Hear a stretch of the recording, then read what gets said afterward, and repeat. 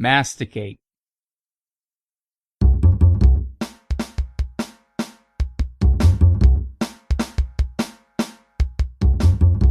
When you woke up this morning, did you purposely say, I'm going to confine myself to a box? Or do you just avoid putting any conscious thought into today?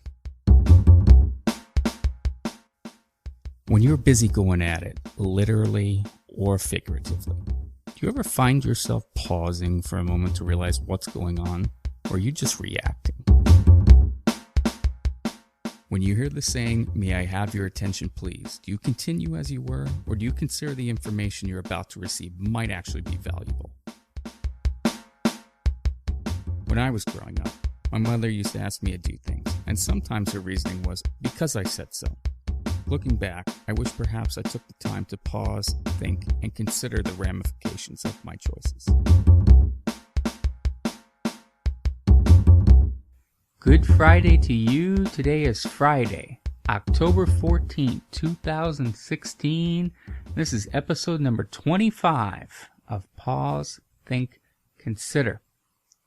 I want to thank everybody for tuning in today. We'd like to see where you consume these podcasts from.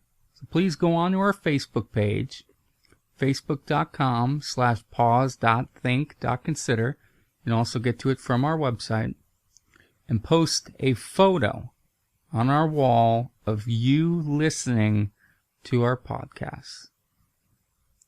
For more information on today's topic, you can go to our website, pausethinkconsider.com/cooking. Today's episode is about learning to cook as an adult. And I want to make that distinction of general cooking in general, to cooking as an adult. We have our special guest here for, unfortunately, the last time for the week. The remote staycation in Sacramento, California is slowly coming to a close. It's a bittersweet time. But Jean and I thought for our last episode in the interim, because we will be doing other episodes together, that we'd talk about something that both of us are extremely passionate about, and that's cooking. And the distinction of learning to cook as an adult is an important one, because it's not that Jean and I didn't learn to cook growing up. In fact, I think my mother would probably post a photo of her with a big grumpy face right now if she was to hear me say that I didn't learn how to cook growing up. I very much did. The difference is when you get out on your own, and as an adult, the world is your oyster. It's just like we talked about in previous episodes about having more time as you go from elementary to middle school to high school to college. The same could be said for your ability to cook. You no longer are restricted to whatever's in the pantry, because your restrictions are placed upon yourself by yourself. Not that I couldn't have, or you couldn't have, growing up, gone out to the store and bought something yourself. However, I think unless you have a passion for it very early on, and we see on Food Network all the time these kid geniuses when it comes to cooking, and having that culinary sense and wanting to be a top chef from a very early age.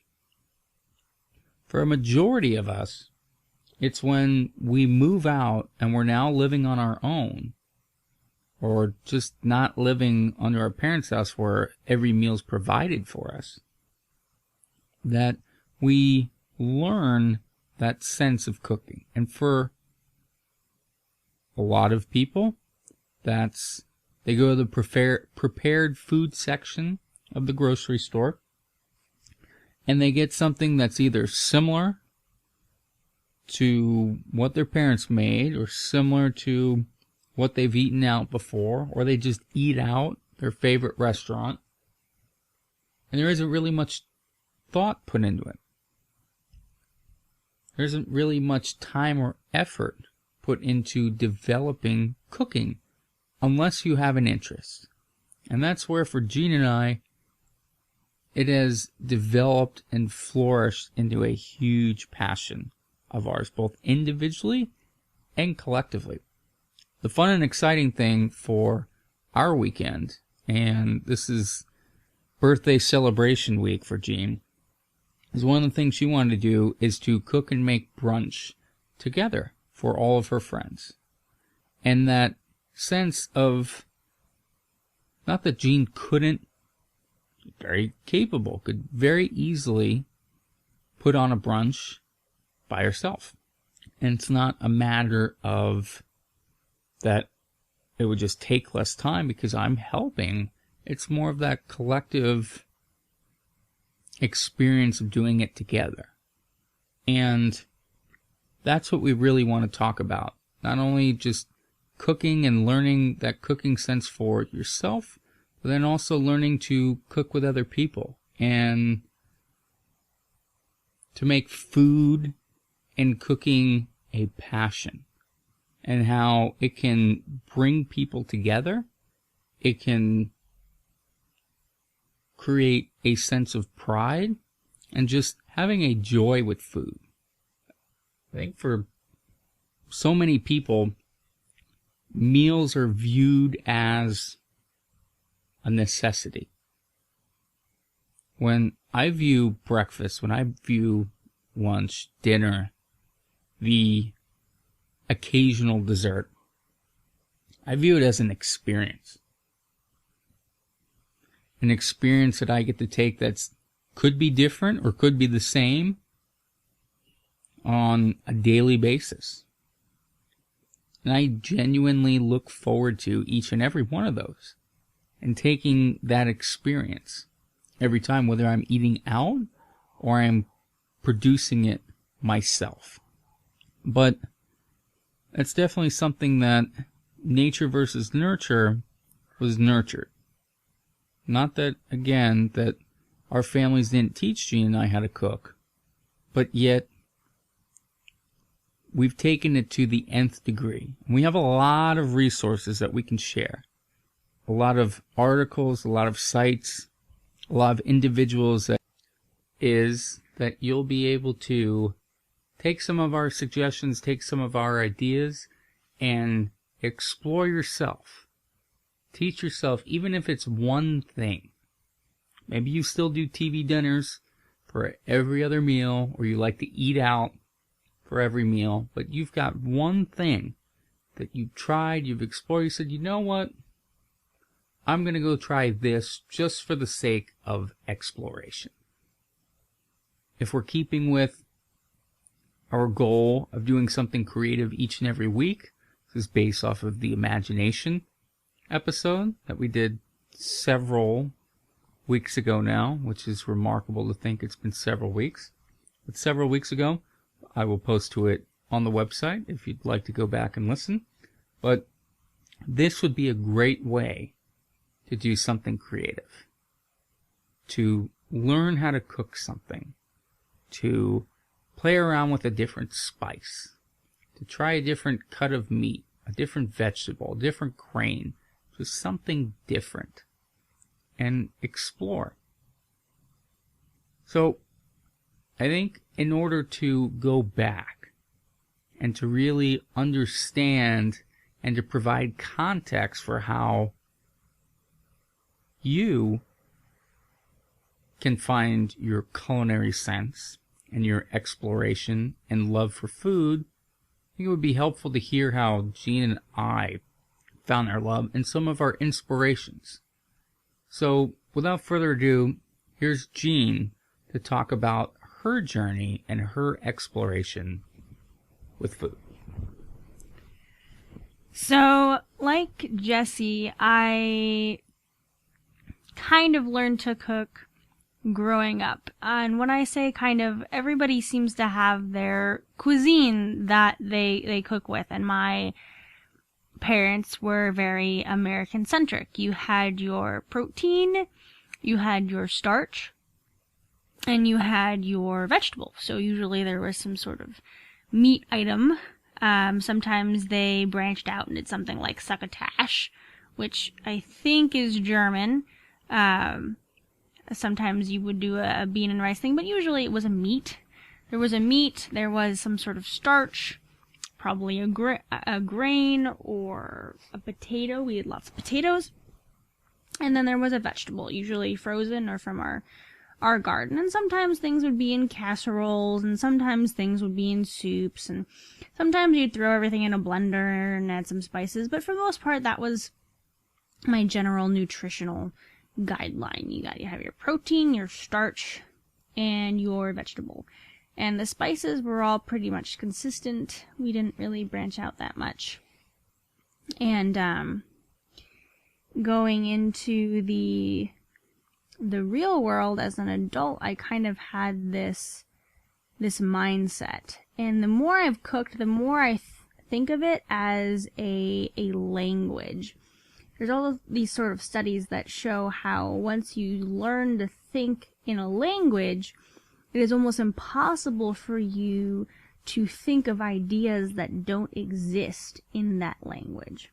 Which is why learning something new, if you know English, learning French or Russian or Spanish, is a mind-opening experience, because literally it is a mind-opening experience. There's words in French and Spanish and Russian that we don't have in English. And once you learn those new words for things you don't have, I've had times where I wanted to describe something and I could only think of the French word for it because there was no English equivalent.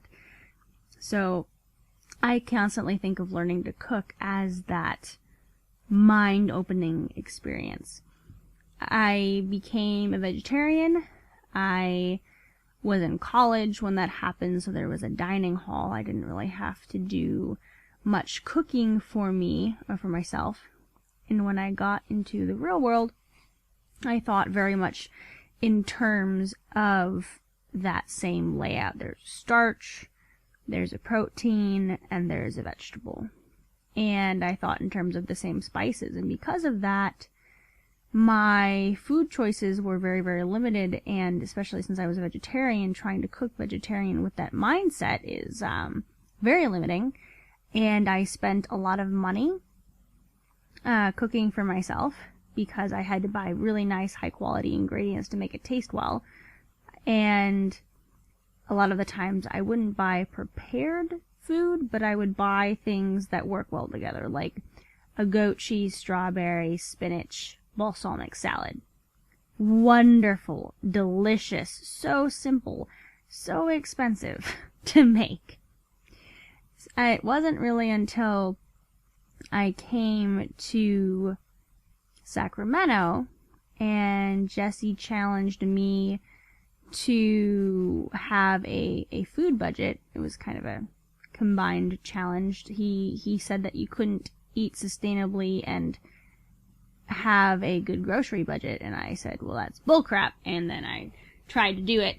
It wasn't until I tried to do that I really had to learn how to expand my cooking skills. And as I did that, I really found out how much I enjoyed it, and I realized how so many of these things that I saw in the grocery store that I thought would just be impossible to do by myself, or I thought the only way I could ever have them was as a treat, as something I bought prepared and threw in the oven or the microwave or whatever, were actually not that complicated at all. And when I made them myself, they were so much better than the store version because the ingredients were fresh and simple, and I just made it so it was absolutely delicious, and how this didn't really take up that much more time. And so I've really gotten to love learning new things to cook, and of course love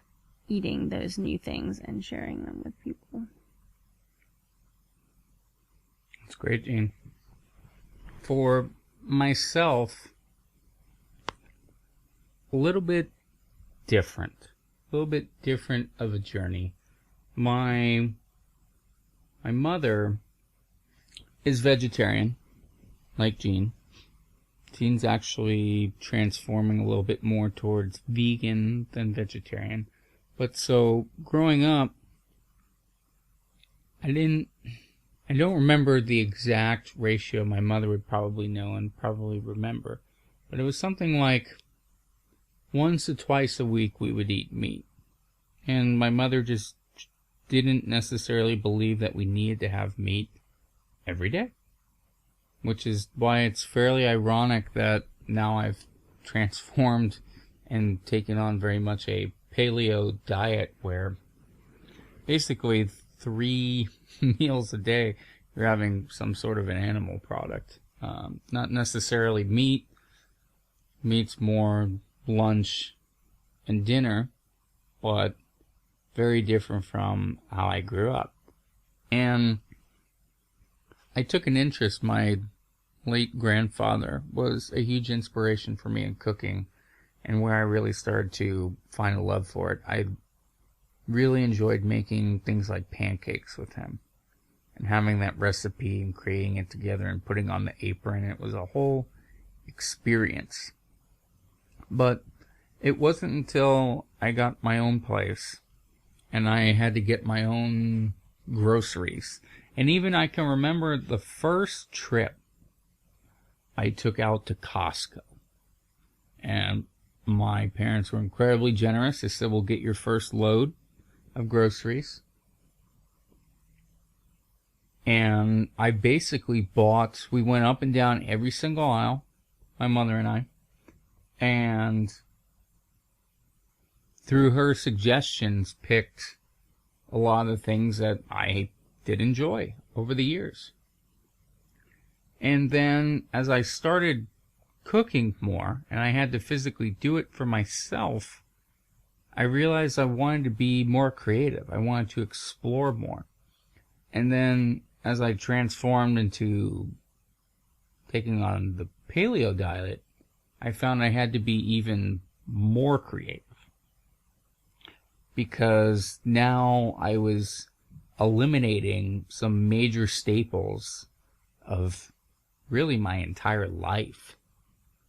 And now I had to find supplements for them. How could I, for a lot of people, the daunting task of eliminating all breads, anything grain-based, seems overwhelming. I know for myself, I didn't know how I was going to do it. I was a chicken and rice guy for dinner, sometimes 5 days a week. Or I would do a brown rice spelt pasta. Have pasta because I enjoyed it, and that's what I had growing up when I learned about my allergies to wheat and dairy. And so I almost kind of went through a new transformation for myself. And the interesting thing, when Jean and I go into a grocery store, she is very much of following a recipe. My mother's the same way. She very much loves going on to Pinterest, on the food blogs, finding a recipe, and then changing, swapping things out, making it her own.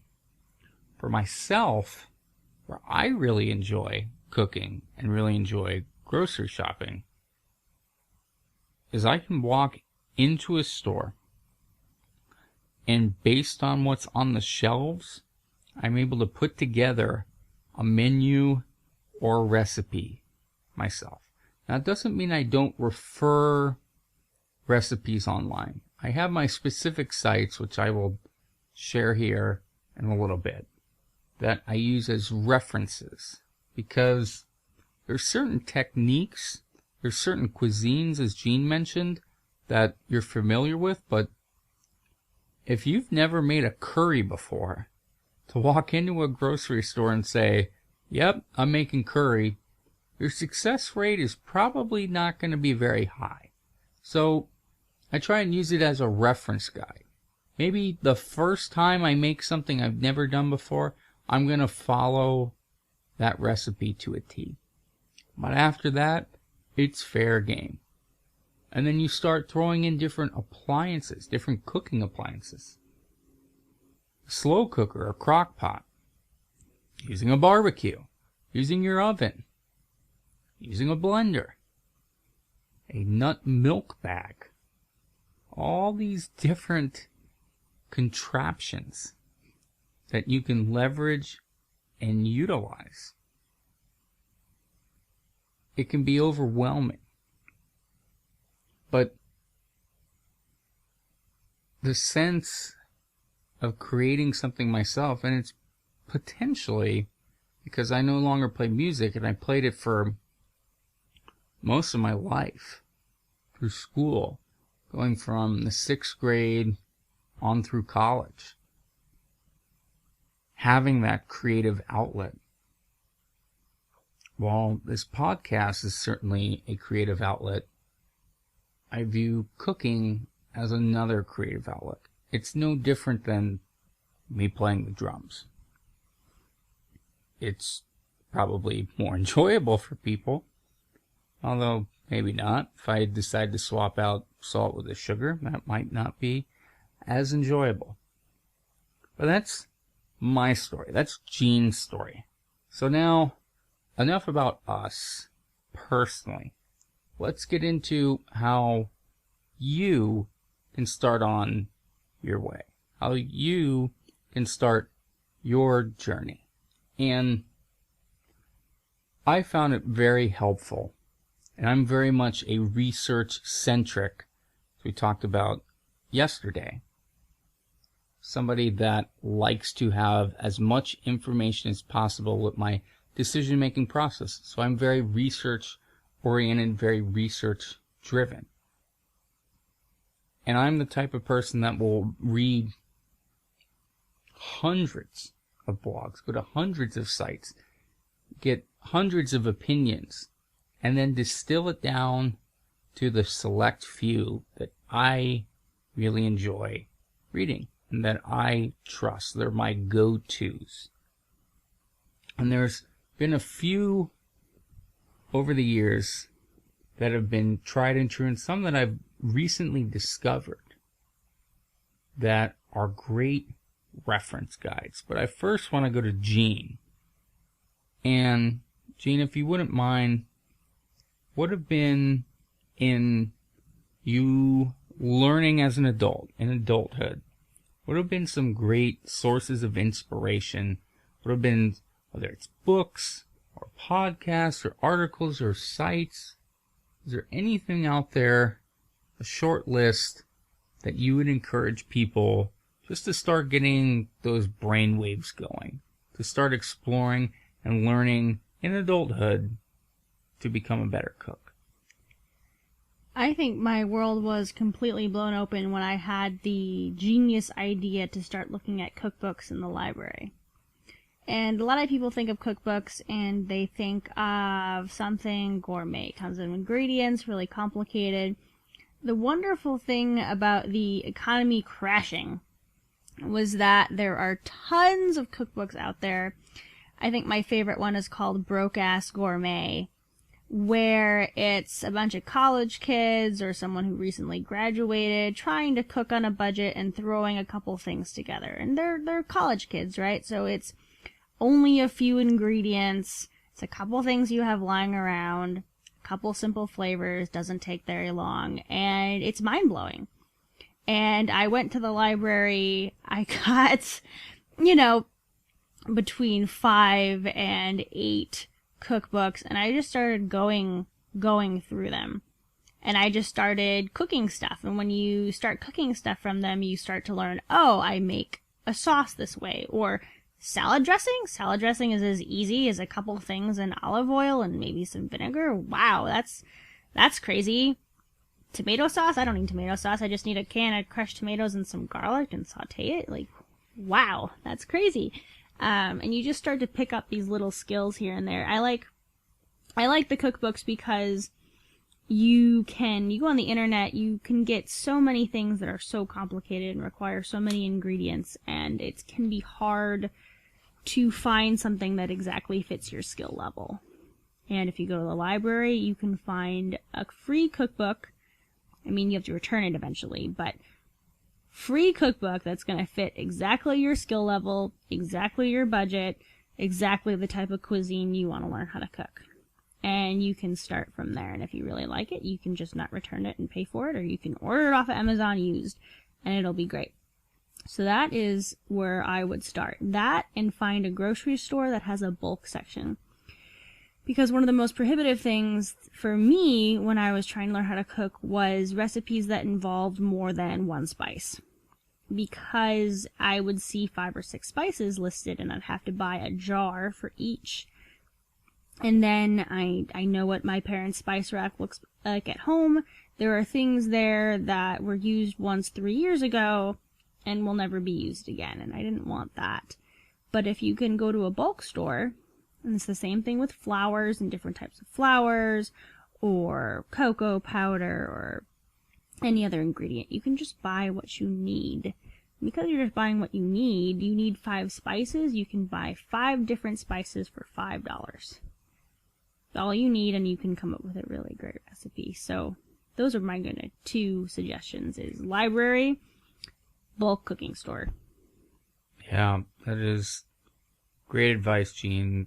I'm a huge prescriber of the bulk section myself too. That's not something that I'm going to try and steal. In fact, I think you probably stole it already without us collaborating, so we're just flying by the seat of our pants. But for me, it's not that the library, and I was a huge library kid growing up, that there isn't anything out there. But for me, I actually really like the internet, and I like doing, as a buddy of mine says, GTS, which stands for Google That Shit. I really enjoy. There's a particular technique, a particular spice, a particular type of food. I just Google it. So if somebody was to go through my Google searches, you'd find a wide array of things, appropriate and inappropriate. But an example would be temperature to cook chicken. And the great thing is Google will actually put in there, and I don't know if I'm actually going to be right or not, but the internal temperature should be 165 degrees. Okay, I didn't know that. So now I know the internal temperature of chicken needs to be 165 degrees before I take it out of the oven or off the grill or wherever it is that I'm cooking. But there are 3 specific resources that I will give that I use habitually. The first one, Jean actually introduced me to it, and I didn't actually realize that she introduced me to it until I started reading their blog and going to their website. But Jean actually got me as a very nice gift my first ever paleo cooking book, the Nom Nom Paleo cooking book. And I hate to admit this with her being right next to me, but I didn't read it or even open it for the longest time because I said to myself, I can figure this out. I'm an artiste, and I'm going to be able to, I don't need no stinking cookbook. I can figure out how to do this all myself. And then I realized how different it was when trying to take a recipe that for any other person, when I say any other, somebody that can just use wheat and use dairy, and now you're trying to make all of these different amendments to make it like an original recipe.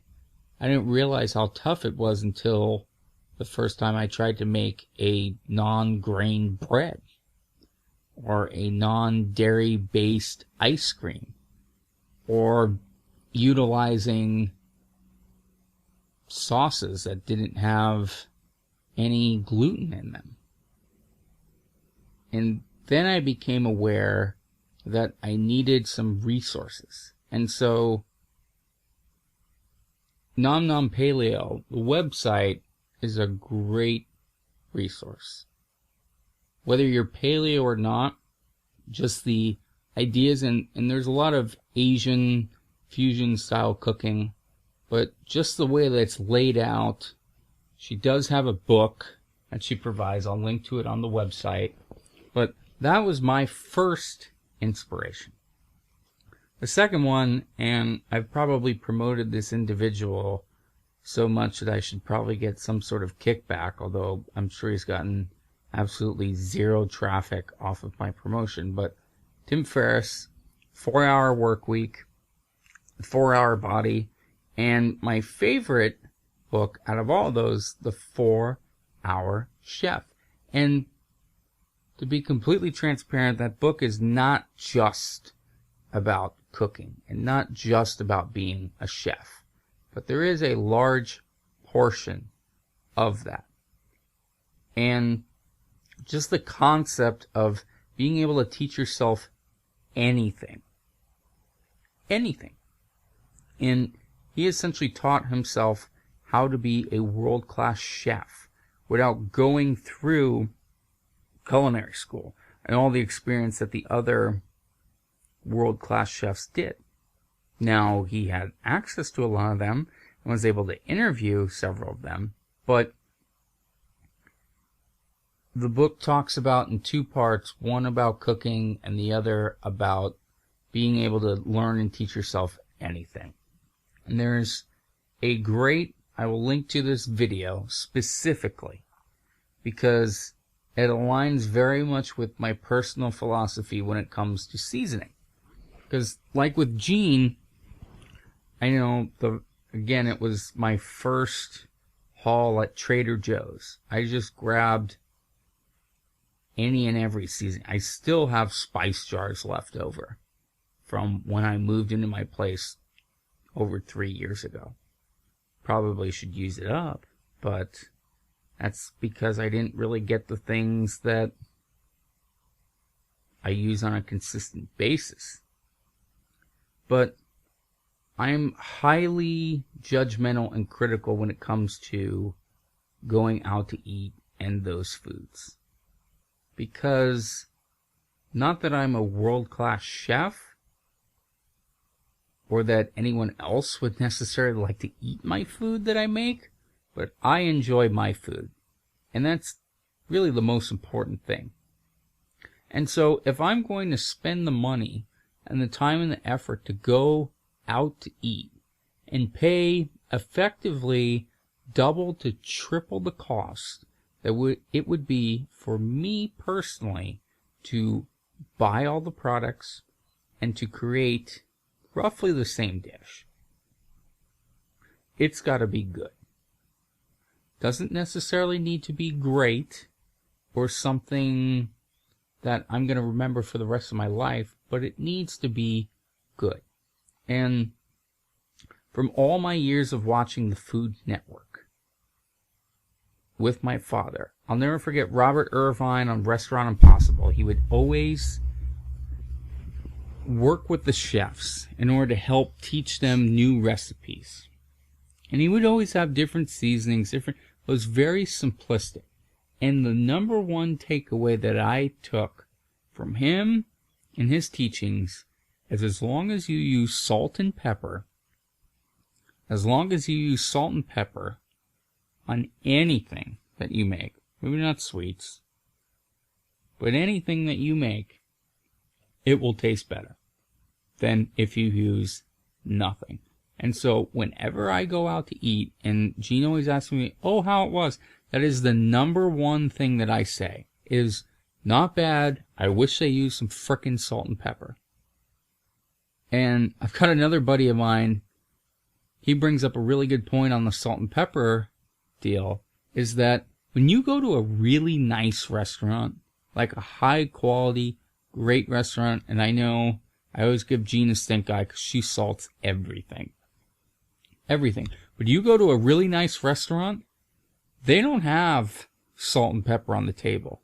They don't have condiments that come alongside. They don't have the ketchup, the Tabasco. And his point that he makes is those nice restaurants, they don't need that stuff because they actually season their food. I still need salt. You're an anomaly. But really nice restaurants. And think about that. Next time you go into a restaurant,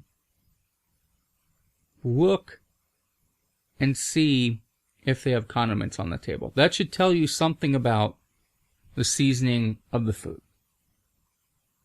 And so, Tim Ferriss, 4-Hour Chef, great book. Highly recommend it. And the video that he talks about when it comes to spices, and I gave you my pointer on salt and pepper, but to take that a step further, he talks about using the C's. Anything that starts with a C is highly underrated. Now he goes into other things. He talks about salt. He talks about oils. Having something that you use to cook with, which is a lower quality, and then something to top after, a finishing salt, a finishing oil, finishing pepper. But he talks about the C's. And if you use just the C's and nothing else, it will instantly taste better. So that would be cumin, that would be coriander, that would be cayenne, cinnamon. Using those spices, I'll link to it on the website, instantly makes your dish better. I'll take that a step. If you're not going to use those, you don't want to invest in it, you don't want to go to the bulk section, believe me, getting bulk section of each of those spices just a little bit, it's going to cost you not even $1. And you'll have enough for a month worth of dishes. If you use it on breakfast, lunch, and dinner, every single meal, maybe $1, $2 combined of all those spices, you're going to have enough for a month. Actually have food that tastes good and flavorful. I've got the Nom Nom Paleo, Tim Ferriss, 4-Hour Chef. My final one, this is one that I've recently discovered. When I say recently, within probably the past 6 months to a year.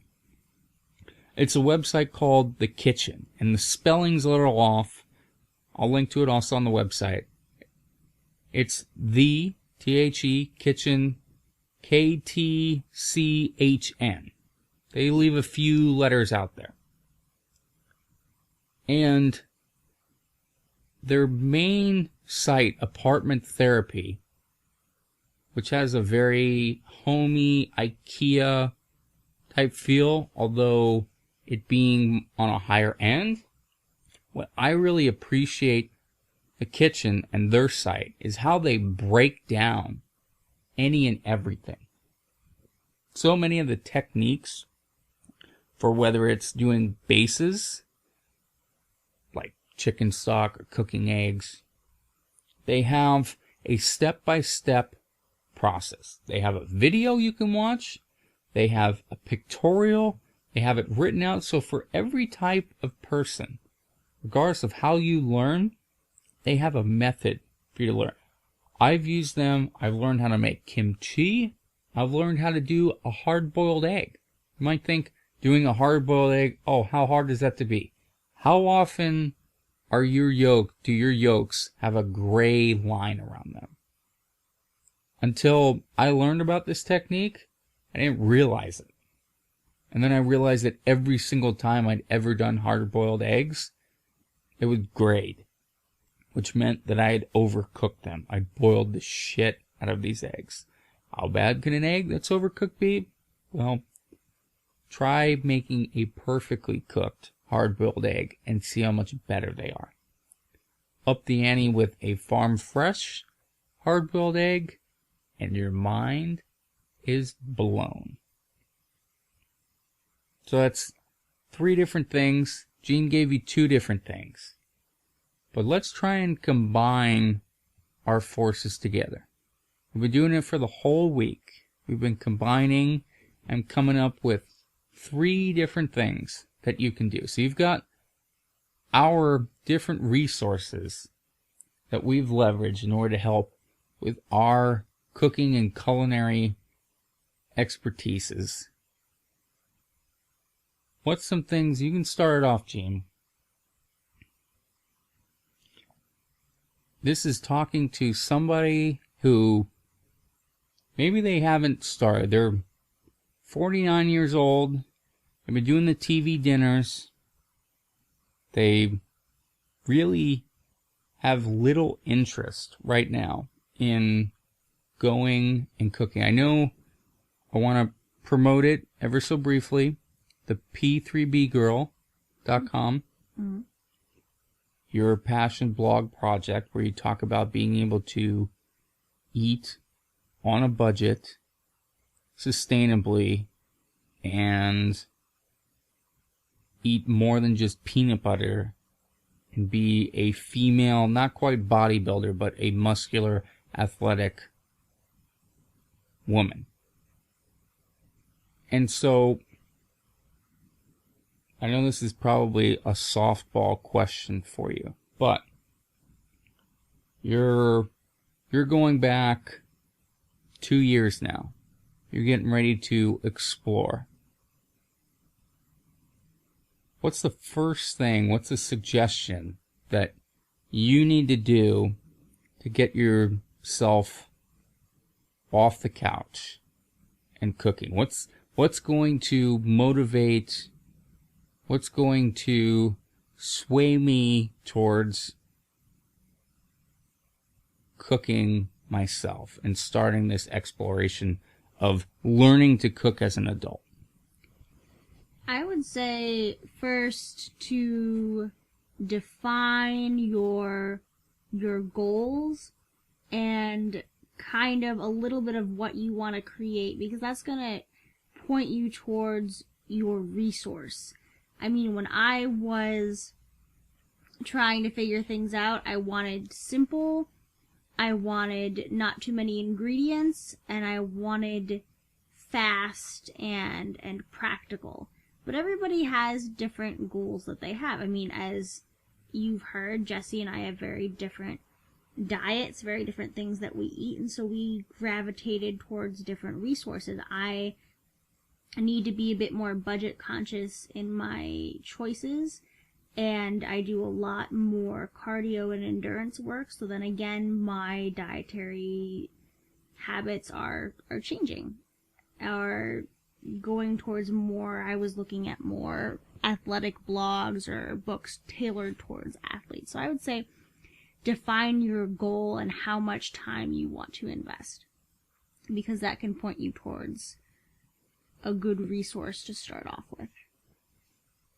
Yeah, defining goals. I don't think that's necessarily unique to cooking. I think that's a great suggestion for any endeavor that you're taking on. I think specific to cooking, I know this very much applies to your site, your blog, your journey, Gene, but what I've personally noticed, and I've replicated this in so many other parts of my life, I know Gene has done it as well, that when you start making something from scratch, when you start breaking down recipes, reenacting them, re-engineering them, it allows you control and it allows you more freedom. And with that control and that freedom, which is something that I personally enjoy, for other people, they might just enjoy having somebody do it for them or just tell me what to do. That's where Gene's suggestion of going to the library and getting some cookbooks, that might be more helpful. But that's not to say that doing things from scratch and for yourself versus buying them isn't better. And this could be a complete tangent of talking about the food industry and how processed everything is today and what it is doing to our health, what it does to our financial resources, our economy, pollution, land usage. It is much deeper, is much larger than simply what it is that you're consuming. So, my suggestion is to explore as many things as you can. As many things as you can that you do yourself. That you do yourself instead of getting the prepackaged version. Some great examples would be, most recently I started making my own coconut milk. Now, I don't have a coconut tree in my backyard in little old Sherwood, Oregon.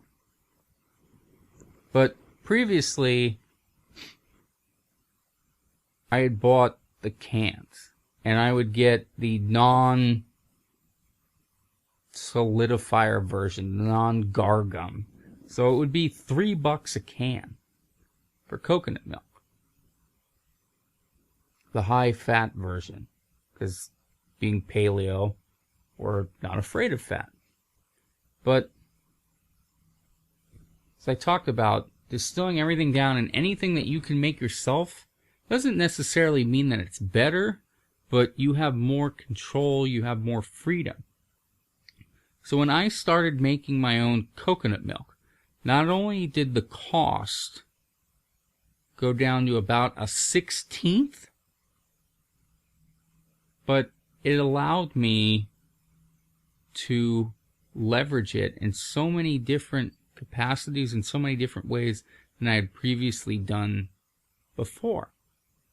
So now, monetarily, I have more options that I can use, and maybe since I'm not buying a can of coconut milk that cost me $2.99, I instead bought shredded coconut, used my blender, did hot water, and then used a nut milk bag. A lot of work. Maybe for you it's not worth that work. But then I now have coconut milk that I can use and leverage, and because of the bulk buy with that coconut, shredded coconut, per ounce it's about 6 to 16 cents. Somewhere in there. I don't remember the exact math. Versus $2.99 for a can. So the same amount that I would get for $3, it's costing me less than a quarter. The same could be said for roasting your own chicken versus buying just the breast or the drumsticks or the legs pre-cut, pre-bought. So explore those possibilities. Explore from the whole concept of head to tail cooking. So taking that chicken, roasting it yourself, breaking the entire bird down, leveraging the dark meat for something different as the white meat, then leveraging the carcass to make your own soup. That would be a great example of leveraging as many resources as you can out of one particular thing, and also breaking it down and starting with the raw product versus having somebody give you the pre-cut selection. Jean, for our third and final thing, what would you suggest, aside from having a goal and from doing as many things on your own yourself from raw distilled products?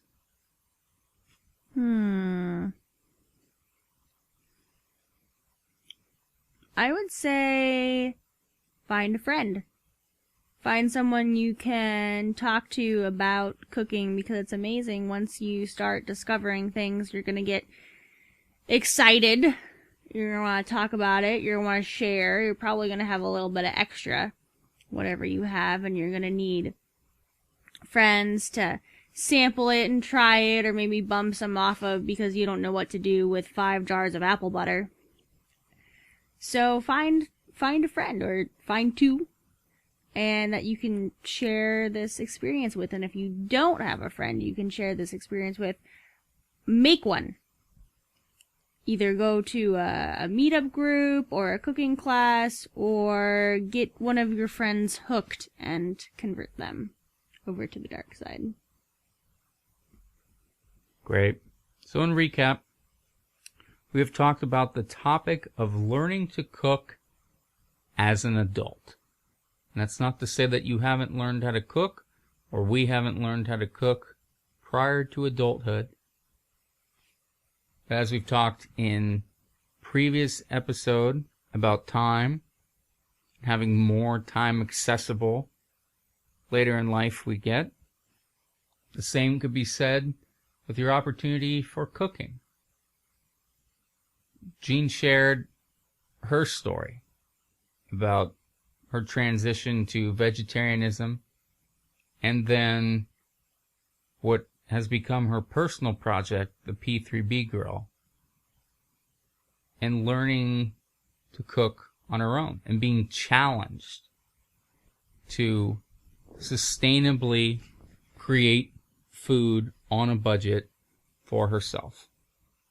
My personal story was shared in the journey of being able to walk into a grocery store, a market, and conceptualize a recipe just based on what's on the shelves.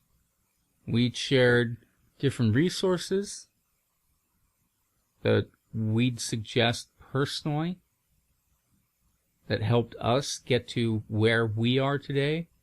Jean, your suggestions again were? The library. Leveraging the library. And then I had 3 specific suggestions. Jean stole one of mine, leveraging the bulk spice section. Leveraging that in order to play around, to not have to go to Costco and get 20 pounds of cinnamon when you don't even know how to leverage cinnamon. So just getting a teaspoon worth. Just getting enough for one meal and seeing if you like it, how you like it. And my suggestions were 3 very specific resources. Num Num Paleo, which has a book, a website. Tim Ferriss and his 4-Hour Chef, specifically his video of utilizing spices that start with a C. Cumin, cayenne, coriander, cinnamon. And then, if nothing else, at the very least, use salt and pepper. And then finally, the website, The Kitchen, to learn about recipes and also various cooking techniques.